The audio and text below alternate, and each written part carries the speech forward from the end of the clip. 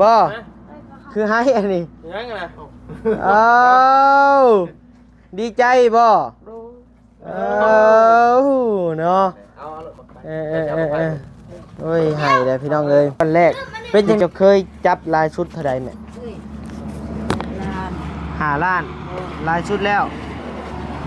ขอตู้บุญจันทร์คำบุญเฮืองชื่อเพิ่นท่านผู้ช่วยเงินหั่นแหละก็ชื่อแม่ตู้นงคำบุญเฮืองโดยได้ฝากนั่นแหละเนาะมาเป็นสะพานบุญให้ขอช้างทั้งแม่ช้างก็ให้หมั่นให้ยืนต้องคงแกนเป็นโฮมโพโฮมไซทั้งใต้ทั้งเหนือก็ดีเอ้าให้ได้แทนผู้ฮู้ได้สู้ผู้ดีเด้อให้เจ้าหมั่นเจ้ายืนสาธุให้เป็นโฮมโพโฮมไซเบิดทุกตัวหน้าชาวโลกเพิ่นเบิ่งสาธุเองพอยเนาะขอให้อายุมันยืนเด้อกะแบ่งกันสู้ต่อไปเนาะมีทางแม่หักใจดีเพิ่นกะอยู่ดีมีแห้งเป็นโฮมโพมไซเนาะใช่ของแม่เฮาเด้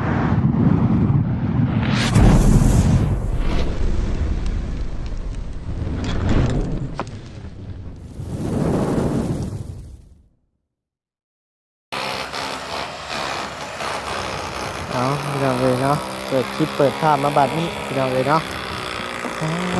อยู่เฮือนอยู่ซานน้องสายฟ้าเช่นเก่าเช่นเคยเนาะพี่น้องเนาะมื้อนี้ก็เดินทางมากับบ่าวเหย้า2 คนพี่น้องเลยเอาของกินก่อนวันนี้ซื้อของกินมาพี่น้องเลยเนาะสิมานั่งกินกับน้องๆเพิ่นนี่แหละเนาะซื้อมาหลายเติบอยู่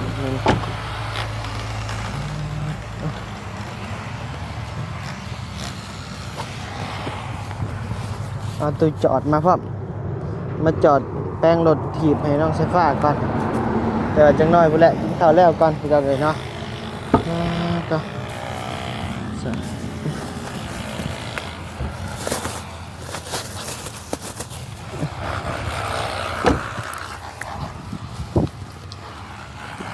ฮึบ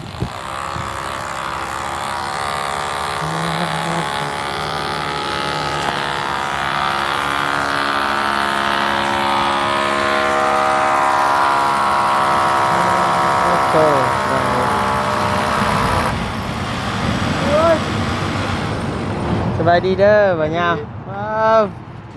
น้องสายฟ้ากินฮอดจนว่าเนาะให้แต่มาเนาะสายฟ้าสบายดีเด้อสายฟ้าเด้อให้กินน้ำกันได้ซื้อมาให้แล้วกินพร้อมบ่ซื้อเองไปกินกันได้เขาไม่ใช่คอเอากินใช้ทั้งอันทีมงานช่างกินเมื่อไรบ่ข้าวกินข้าวเพราะไปทำกันไปปั้นเลยบ่โอเคพูดแล้วใช้น้องบุญทวีบักเพิ่งบักแตนไปกินข้าวสบายดีเด้อฮัมเด้อนบมือมาทุกคนสบายดีอดีบักต่อเงยบ่แม่นอดีบักเพิ่งอดีบักแตนอันนี้บุญทวีพี่น้องเอ้ย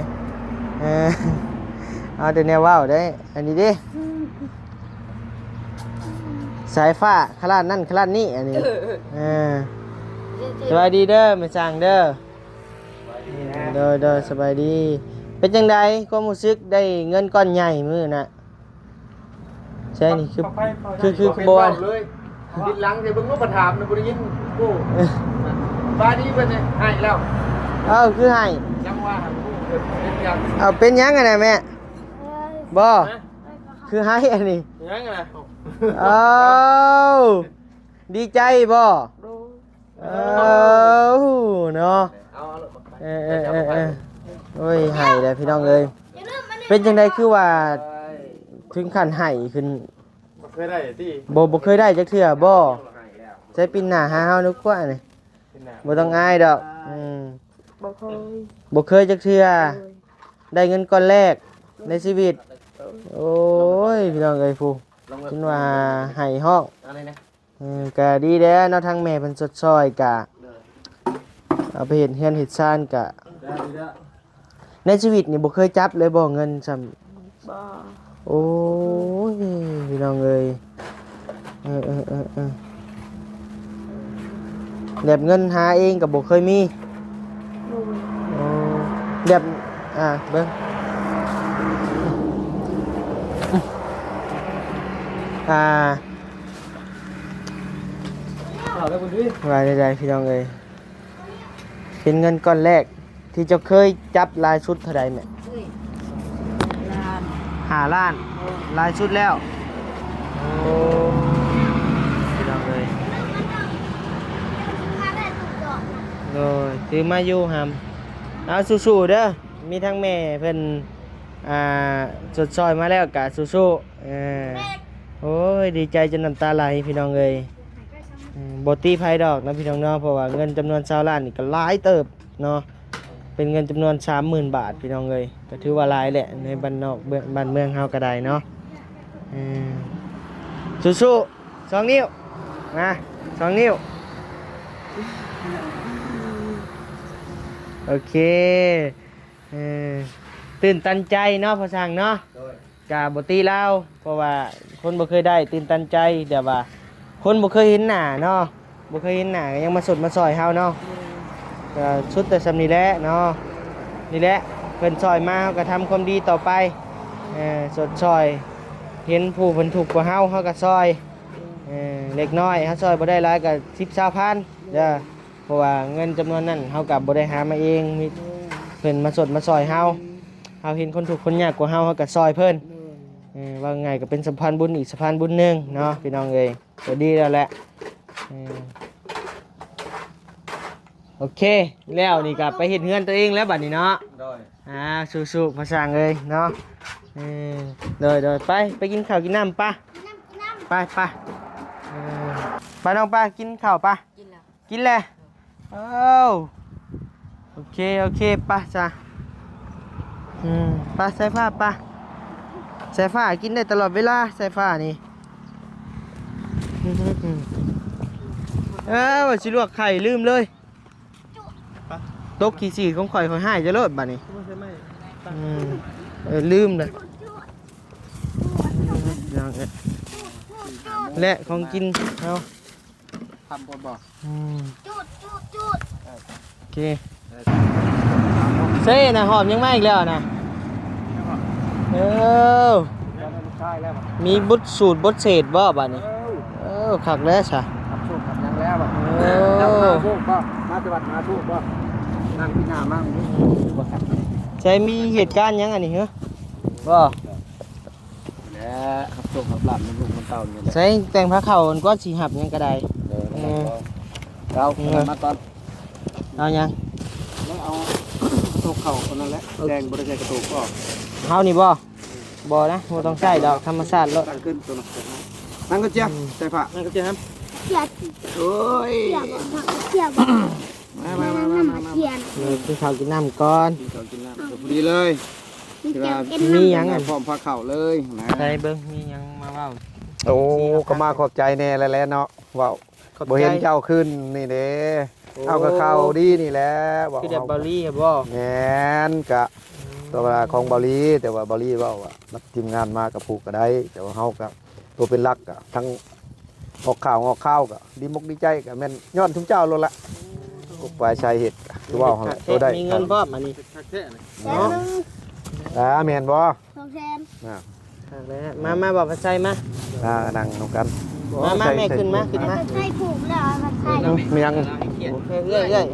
ชี้ดีแล้วแม่แล้วจนหายเว้ยเฮ้ยนั่งขึ้นดีๆมาขึ้นนั่งใกล้เฮานี่มา มาเขาเอาปอมพอเขาเลยโลด เมื่อนเราเมย์เราเป็นไง บอกชื่อบอกเชียงเพิ่นจังหน่อยบ่อ๋อเจ้าอ่านชื่ออ่านเชียงเพราะว่าผู้เขียนคือว่าของละบ่ช่างตามันก็จักลายเนี่ยละเท่าละอยู่ในใช้เด้อบ่ เขียนชื่อให้น่ะ ที่ ผู้ช่วยนี่แหละเรปิ้งนั่นหั่นแหละประมาณคน ใช่มีเรื่องอยู่เนาะอันนี้เอาพี่น้องเอ้ยวันนี้ก็ขอกราบสบายดีเด้อนะพี่น้องนอนจนลืมเลยบัดนี้ก็ได้ อันไหนไพ่บ่เอา ได้พอ นี่แหละ ข่าวดีชุมเจ้าให้ว่าวันที่15นี่แหละว่ามีผู้ใหญ่ใจดีสิฝากเงินมาให้หั่นนะ มาก่อนบัดนี้ วันนี้แหล้วมันมาก่อนอันนี้ก็เลยรับลูกทั้งเบานิ้วแล้วก็เบาเหย้าเนาะมีสินทืนแพรว่านี่แหละมีคันหา โดย มีเงินคำข้าวต้มขนมแต่ว่าเมื่อคืนนี้ก็เฮ็ดให้เบาลีกับทั้งทีมงานเบิดทุกทนนะ ว่านี่แล้วนั่นเฮาแล้ว นัดแต่ว่าเพิ่นก็ค้าแต่ว่ามานี่ก็บ่เป็นหยังดอก แล้วก็เฮาก็เลยดีใจ ทั้งแม่ตู้แล้วก็ทั้งประตูไม่ใช่ละฝ่ายผู้แขนนะเฮ้ยอยู่ที่ชายบ้านคือถือมากินนี่เป็นจังไดล่ะเป็นก่อนแถวนี้แหละนี่แหละตกดอก ใส่ผ้าอ้ายเจ้าคือสิบ่ได้ผูกเนาะ อันนี้ก็ขอบใจเพิ่นอีกเทื่อนึงเนาะ เด้อทั้งนี่แหละทั้งเบาเหย้าแล้วก็ทั้งเบานิ้ว โดย อันนี้มีพอใจดีอยู่ทางสหรัฐอเมริกาเนาะพอตู้บุญจันทร์คำบุญเฮืองชื่อเพิ่นท่านผู้ช่วยเงินหั่นแล้วก็ชื่อแม่ตู้นงคำบุญเฮือง โดย ได้ฝากเงินมาให้พอช้างจำนวนอยู่ชาวล้านเนาะ โดย ขอให้เพิ่นอยู่ดีมีแห้งนี่นอนนี่แหละชุมเจ้าและมาข่าวดีให้ก็อันนี้ก็ขอให้เป็นสะพานบุญต่อไปเนาะถึงว่าอยู่ใช้ไผเอามาให้ก็ขอให้มีน้ำจิตน้ำใจอดอ้อมมาลีทั้งนั้นทั้งนี้นอนรับให้ได้เงินหมื่นนอนตื่นมาให้ได้เงินแสน โดยให้มาให้ก็ได้คือกัน โดยแต่ว่า ยินดีเมิดเนาะ พ่อนี่ก็บ่จักนะเว้าดีมกดีใจทานไปแล้วให้ได้10เท่าพันเท่าเด้อทั้งชุมเจ้าทั้งข่อยก็บ่ให้ตกบกพร่องให้ ดีใจนะ แม่นดีมกดีใจ ดีใจนำแน่เนาะ โดย ทางแม่เพิ่นก็ดีใจจนว่าน้ำตาไหลกินนี่ก็ได้ นี่แหละ เอาเนาะสีมือนี่แม่นมือบอกเนาะ พอบ่ได้เป็นเนาะ สู้ๆได้ไหมเด้อ ปลูกให้เลยทั้ง บ่ยาวแล้วก็ทั้งเบานิ้ว โดย ได้แล้วน้ำจิตน้ำใจ ได้ผ่ายก็ได้ บ่ใช่บ่เอา บ่ใส่ ใส่ ก็ได้ เป็นหยัง อ๋อ ใส่มาใส่นี่แหละเพราะมันคือมาเอาใส่ พอมั นี่ น วา คื ง อ ลงจกมา แสดงว่าเราใส่แล้วเอาคืนดิ ใช่แล้วมันคือ เพราะมันคือได้เรา ไม่รักบ่ แล้วใครบ่โอ้มีอยู่ ใส่ในลืมละใส่ก็ให้คุณเจ้าแล้วน้ำหมูกน้ำมันคุณเจ้านี่เด้อบ่ยาวเว้ยเอาตาถูกลูกเอ้ยเจ้าก็ดีนี่แหละเป็นสะพานบุญให้ชุมข่อยบ่ได้นึกบ่ได้พันแล้วว่าสิได้เงินก่อนโตมโหฬารก็พ่อก็สิได้น้ำฉางน้ำแล้ก็สิได้หลังคาเฮือนน้ำแล้ แล้วบ่แล้วก็ขอเป็นสะพานบุญต่อไปเด้อลูกเด้อให้เจ้าหมันเจ้ายืนนอนรับให้ได้หมื่นนอนตื่นมาให้ได้เงินแสนเลี้ยงควายดอนให้ได้ข้าวค่ำเลี้ยงควายดำให้เป็นข้าวแก้วเลี้ยงแล้วให้แพงให้พื้นเด้อกันไปทางใต้ให้มีผู้ช่วยเรือกันไปทางเหนือมีผู้ช่วยสร้างซอยมาสองภาคข้างให้เจ้านั่งแต่คุมเงินคุมคำซาถูก เปลี่ยนติวมาทางนี้สิ เอาเป็นหยังดอกให้เพิ่นเอา ละลาย เลย เนาะพี่น้องเลย แม่น วันนี้ ไม่ได้บางอย่างไรหรอก เลยฮะ วางใจหอยยิ้มเนาะ เอาให้ก่อนดีกว่าเขามันเต่ามาโฮมมานี่แหละเนาะมาเป็นสะพานบุญให้พ่อช้างทั้งแม่ช้างก็ให้หมันให้ยืนต้องคงแกนเป็นโฮมโพโฮมไซทั้งใต้ทั้งเหนือก็ดีเอาให้ได้แทนผู้ฮู้ได้สู้ผู้ดีเด้อให้เจ้าหมันเจ้ายืนสาธุให้เป็นโฮมโพโฮมไซเบิดทุกตัวหน้าชาวโลกเพิ่นเบิ่งเอาสาธุมันรักษาธุ ครับพี่น้องมือนี่แมนมือดีมือเสียทีมืออมุตโสไกผู้โอกตื่นข่าวสารโทษเนาะมาในไซบาทนี่เนาะ มาสาวผูกตำแหน่งมาเอาสาธุแหละ เนาะเอาอยู่ดีมีแห้งคอยเนาะขอให้อายุมันยืนเด้อแห้งๆนี่แล้วเนาะเป็นทางเป็นสะพานเขาเป็นสะพานบุญนี่แหละเนาะมีอย่างกสิหาแล้วคือเก่าและพี่น้องปรึกษาเราได้เนาะมาทางเฮามาให้คนนี้ดีกดเข่าคนเจ้ามาโฮมเนาะได้เงินก้อนเงินคำมาเลยกาเนาะบ่กะ แบ่งกัน โชว์ต่อไปเนาะมีทางแม่หักใจดีเพิ่นกะอยู่ดีมีแห้งเป็นโฮมใส่เนาะใช่ของแม่เฮาได้ซะเอาบ่เป็นหยังปลูกกันก็ได้ เพราะว่าตอนนี้นั่นกระเพาะขึ้นแล้วเดี๋ยวนี้ เอาเป็นหยัง มา ใส่มดบ่ไผ่มา เอาก่อนนะ มา ตื่มเลยเอาอยู่ ย่อนี่ก็ได้แหละเอา อยู่ดีมีแฮงเด้อเนาะความเจ็บบ่ได้ความไข้บ่มีปรารถนาสิ่งใด มีแต่น้ำตาเพิ่น สิ่ง ก็ นั้น ดีใจ สมความปรารถนาเนาะมีทั้งแม่ใหญ่ใจะดีเพิ่น โดย มอบมาแล้วเฮาก็ โดย นั่นแหละสู่ต่อไปเนาะ โดย โดยสา รั ธุ กษาความดีต่อไป โดย ขออนุญาตเชื่อว่าน่ะยังมีผู้ อันนี้ เพิ่นอุปถัมภ์คำสู้อีก เอาแม่นพอเลยซะ เอาได้พอไอ้บัดนี้ เอาลงมือแล้วแหละยันแล้ว ไว้ซื้อของกินอันนี้ก็ได้ เอาไว้ให้ มาลองกิน บ่นี่ซื้อของกิน กินน้ำกัน กินน้ำกันมาเลยมา หิวแล้ว มากินข้าวห่วมปลาเอ้ย หอมผ้า ข้าวห่วมผ้าปลาห่วมต้อน มาบ่ได้บ่หลายเด้อ ใช้ข้าวเบื้องไหนก็ซื้อบ่ ได้ แน่นไปเอาติ๊บเขานะครับมาให้เพิ่นเลย ข้าวจะหลุดงามเนาะข้าวหลุดขี้ละห้านี่ย่ำได้ย่ำนั่นซื้อนี่ ขอครับ บ่เป็นหยังมันเอา อ๋อครับใครทุกคน เอาอุดได้รุดเวลาเฮา ทุกของครับ กินก็ชื่อว่าเพิ่นอันนี้สุปหน่อไม้ในตลาดนงเห็นครับเมื่อวานนี่ทง10,000บ่ชื่อมาแล้วเขาแต่งให้ล่ะจักเอาบ่เอามาจับตัวนั้นตัวนี้มันวนลืมเลยปะโอ้ เบิ้ง ยา ทุนเดี๋ยวก็เทียมทุน คักเลยตัวยาวแล้วแหละโอ้ยดีใจเลยบ่นิวบ่ยาวเอ้ยสิได้เฮือนนำเป็นเจ้านี่แหละข่อยก็ดีแต่พอได้ ใจนะมึงใจพอไปมาแวะเอาเบิ่งทางผ่านทำแล้ว เนี่ยจัดกินได้บัดเจ้าเมื่อแล้วกันว่าเขาบ่ทันนอนสิโทรลมจักโมง5 โมงบ่เจ้าดูบัดเมื่อแล้วเอาเมื่อเลยพอบ่เอารถนั่นแหละจะได้แล้วเอาเมื่อเลยใช้รถเจ้าเมื่อพุ่นแล้ว โอ้ยไปจังดิ เดี๋ยวนะ รถอยู่ไหน รถแน่ทางแว่บ้านนากอย เอาละ อันนั่นแหละมาเฮาก็บ่ได้ใช้ ไม่ละ ป้าเอาป้าไว้เอาก็ เขามาคืนล่ะ คืนอยู่ห้านเขาหั่นแหละเอาบ่มีเงินแปลงนั่นแหละพอก็ ปิ้งอ่ะเด้อครับ เขาบ่มาเปลี่ยนก็คือเพิ่น ผมกินแล้ว อย่ามาวัด ในทงยางคนนี้ของหมอ ลายเลยนี่จ้ะ มาให้เพิ่นกิน ปิ้งไก่บ่ ปิ้งปลาปิ้งหัวพี่น้องเจ็บ จับว่า บางไส้ผูกแล้วเรียบร้อยเนาะ ยาวแล้ว เห็นอยู่ในคลิปวัน เข่าแล้ว พิดนัดพอสั่งแล้วอ่ะ จับบ่เป็นหยังดอกว่าดี โอเคว่าทาง กินข้าวเด้อเด้อดุ้งกินข้าวเด้ออยู่กับน้องสายป้าเจ้าอยู่ชาย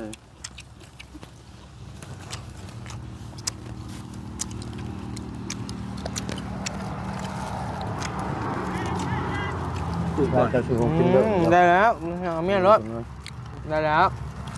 เอาเปลี่ยนเงินควันเจ้าก็ได้ไป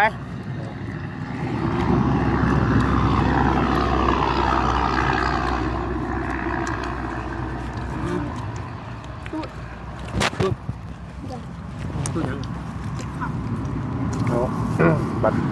วันที่มันพระข่อยก็สิลงไปตักบาตรยาน้ำคือกันไปทำบุญขึ้นนะทั้งนั้นทั้งนี้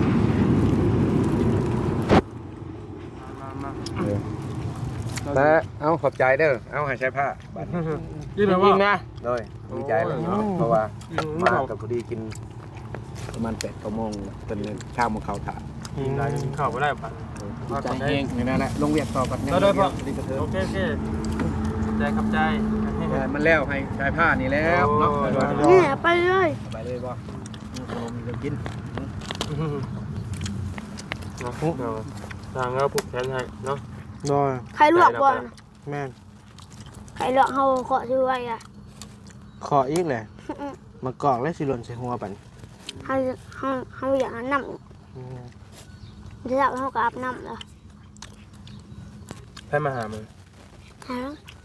ยังน่ะ โอ้ยังคือลายเท่นี่ไผบ่ามันใส่บ่มาฮะโอ้ แม่เราเปิดห้านได้วันนี้ มีปลาดุกน้ เจ้ามาลายโพดมันบ่หมดอันนี้นะ ตาน้องแล้วนะ เบิ่งแป๊บนึง แม่ปิ้นห้านไว้วันนี้ก็ขายบ่เบิดแต่วันนี้เราบ่ได้เปิดเลยเอามา ทำไมกันเนาจึง โดย ผู้จักเขาบ่ซื้อก็ดี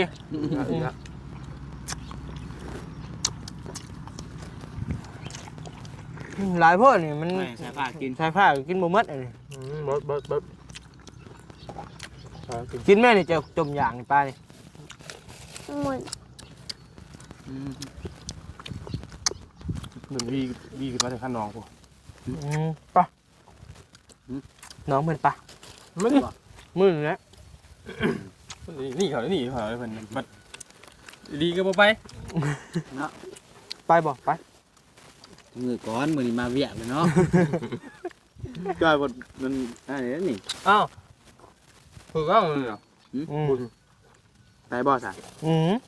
ก่อนพังก่อนก็หามึงเพราะบุญไม่มีบุญก็จำได้มันก็ถือว่าบุญละ แม่แล้ว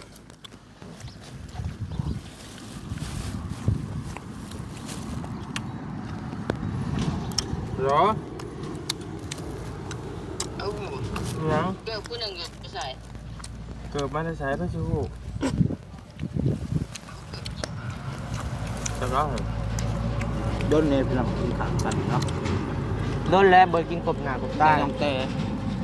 ใช่แม่ ยังบ่ครบยังเลย ยังเบิร์ครบไอ้ลี่จะนอนกับม่าแล้ว โอเคโอเค ก็จะขาดดิมาให้นี่ มันจะเป็นอีกบัง ตะเวนนี่เจ้ามีคนน่ะเนาะคนฉลาดยังจงมาให้ข้าวเบาเงาอยู่ข้าวเบานิ้วอยู่ ละได้ถึงใช่ป่ะปะจงแล่นแล้วมาเห็นอยู่ หูจักความอยู่ แล่น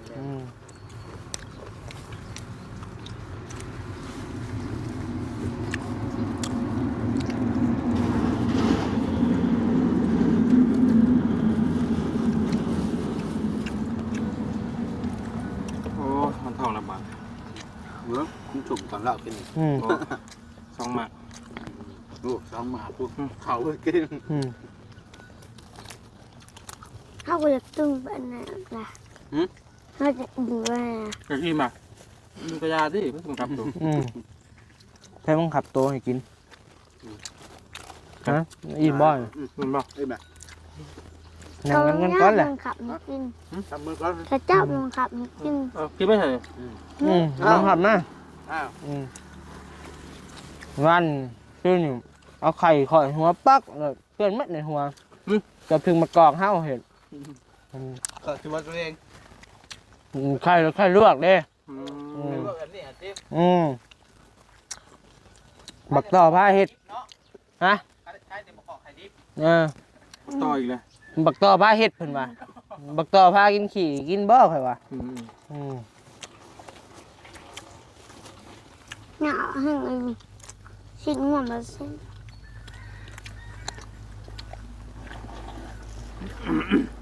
โอ้ดิบุญพี่น้องเว้ยป่ะ เฮ้ยไข่ต้มนี่ ประมาณ ไข่ต้ม ใครต้มนี่เรื่องแข็ง ไข่ต้มนะ แต่ให้มันงดงามเลยอยากกินน้ เอากิน ำมันแสบ กันเนาะเป็นไรยังไงไว้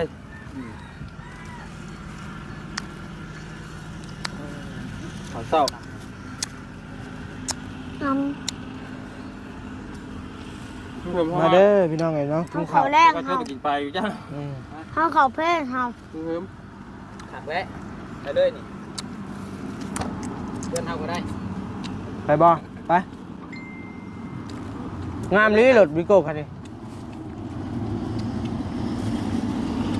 เราจะกันหนึ่งแน่เลยบ้างเอาไปกันเนาะเร็ว มาเอาไก่เนาะอีกอันทำงานใครอีกอันใครอยู่ไหน ไปดีบ่ ดีแล้วไป พอดีพี่น้องเพิ่นมีคอมเมนต์ไลน์อยู่ไปนั่งวิวธรรมชาติเบิ่งแน่เพิ่นว่ากินข้าวพอดีแล้วบุญบ้านเลยนางลิน ถือได้เอาอยู่ ถึกแล้ว ดีแดงๆให้อุ่นเลยกันกูแล้วติ หาโมง ต่อ ยังว่าข่อยไปวันนี่เราบุญไม่มีทั้งเป็นตายยัง บ่มีคนน่ะ นี่โมมวนนะนี่ก็ไปดอนในเดียวหนึ่งขี่รถหล่อเสียได้เพิ่น ปีนี่บ่คือปีซื่นนี่ปีซื่นเนี่ยโอ้ยม่วน มันบอก ห้างขายเครื่องเต็มเดินเนาะย่างไปทางใดก็มีแต่ห้างขายเครื่องอันนี้ย่างไปทางใดก็ซอด อ่านโบราณเนาะ มีแต่บุญบรรทัดเขายังบ่ได้ไป อ คือสิงวนอยู่แต่มันคนดังหลาย ๆ งานหลายอยู่พวกคนดังเขามาลงบูดหลายเนาะ แม่นะพอข้ารอบอกต่อ สายฟ้ารอ สายฟ้าอยากไปบ่บุญสายฟ้ามือสุดท้ายได้มึง บ่ม่วนไป ไปแล้วเอาเงินมา เอาไว้มั่ง อย่าบ่ได้ไป แซ่บบ่อะเดี๋ยวมันลวกมันหน่วยเนาะผักอยู่ มันจีบกูมี ชิ้นแห้งนี่ก็อยากเน่าเนาะต้องโพดยายนี่เห็ดคล้ายก็ได้ มีแนวบ่เป็นตาเนาะ อืม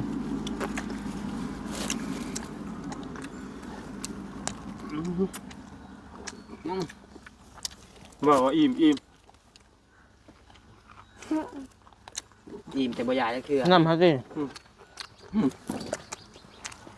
กินข้างกัน ข้างๆกัน แม่ให้ดีเหมือนกัน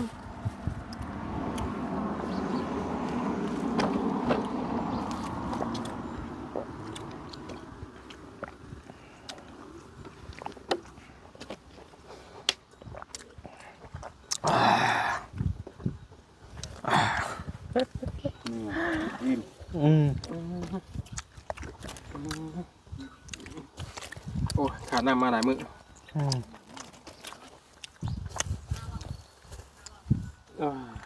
แซ่บ ก็มากินน้ำบ่แต่ว่าเขาน้ำลายมือ กินน้ำหลายมื้อเอ้าอิ่มแล้วน้องนิวจะได้ เรียบร้อยแล้วเฮาก็อิ่มแล้ว เอาไหม แต่จะเย็นกว่า ทำปอน ก็ เอานะพี่น้องเนาะทางบานิวกะสีลำลาพาจากก่อนพี่น้องเอ้ยเดี๋ยวไปแป้งหลุดแป้งล่างให้น้องไฟฟ้าก่อนพี่น้องเอ้ยเนาะแป้งรถถีบเพศอ่ะเอาอยู่ดีมแห้งเด้อพี่น้องเด้อเนาะเด้อ ก็ ปะจี